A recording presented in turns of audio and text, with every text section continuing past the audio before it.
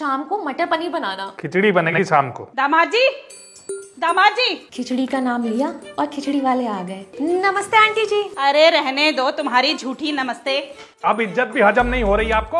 आप तो रहने ही दो, अगर आप सही होते ना तो ये सब होता ही ना। ऐसा क्या हो गया आंटी जी? क्या हो गया? वहाँ मेरी बेटी का रो रो के बीपी लो हो रखा है। यहाँ सबका बीपी हाई करवा के आपकी बेटी ने अपना बीपी लो करवा लिया। बुरा मत मानना दामाद जी, लेकिन ये सब देख के लग नहीं रहा कि यहाँ कुछ हुआ है। आप मजे से आलू छील रहे हो और आपकी बहन चाय की चुस्कियाँ ले रही है। अरे दुख तो मेरी बेटी को है बस। तो अब क्या चाहती हैं आंटी जी, हम भी रोएं क्या? अरे कौन कह रहा है रोने के लिए? कम से कम किसी की हंसी तो ना छीनो। किसने छीन ली आपकी बेटी की हंसी? आपकी बहन ने। भैया आपको पूरी बात पता भी है? सब पता है मुझे। क्या पता है आपको? मुंह मत खुलवाओ तुम मेरा। अरे बोलिए तो सही। हाँ हाँ बोलिए ना आंटी जी। एक बात बताओ, जो रोज अपने घर में खाना बना रही है, क्या उसे पता नहीं है कि कौन से डब्बे में नमक रखा और कौन से डब्बे में चीनी? जब इतना ही पता था तो मीठा पालक पनीर कैसे बन गया? ये आप अपनी बहन से पूछो कि कैसे बन गया। अरे मैंने थोड़ी ना बनाया था पालक पनीर, जो भैया मुझसे पूछेंगे। बनाया नहीं था, लेकिन बीच बीच में झांक रही थी। तो इसका क्या मतलब है? इसका मतलब ये है कि आपकी बहन ने मिलाई थी चीनी। देख लो भैया।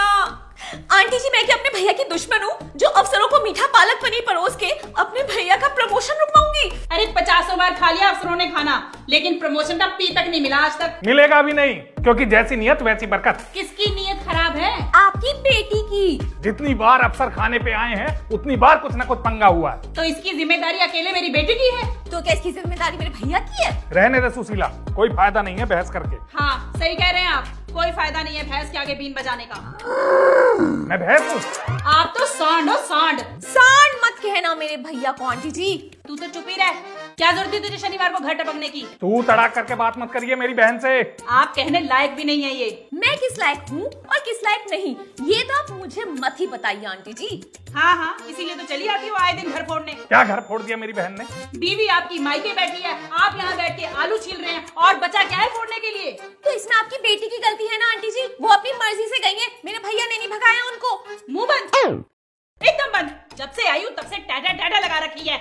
और आप लेकर आएंगे मेरी बेटी को या मैं पुलिस बुलाऊं? एक ग्राम विकास अधिकारी पुलिस की धमकी से नहीं डरता। डरेगा भी और पिटेगा भी, बस एक कंप्लेंट करने की देर है। अच्छा जी, उल्टा चोर कोतवाल को डांटे। कोतवाल तो अभी आए ही नहीं हैं, जब आएंगे ना तो ये पूरा घर थर-थर कांपेगा, थर-थर। अरे जाइए बुलाइए कोतवाल को, मैं भी देखता हूँ कौन सा कोतवाल है जो मुझे थर-थर कपवाएगा। सोच लो। सोचना क्या है, एक बार जो मेरे भैया ने कह दिया सो कह दिया। जाइए कर लीजिए जो आपसे हो सकता है। एक तो मेरे भैया की प्रमोशन रुकवा दी। भाड़ में गई तुम्हारे भैया की प्रमोशन।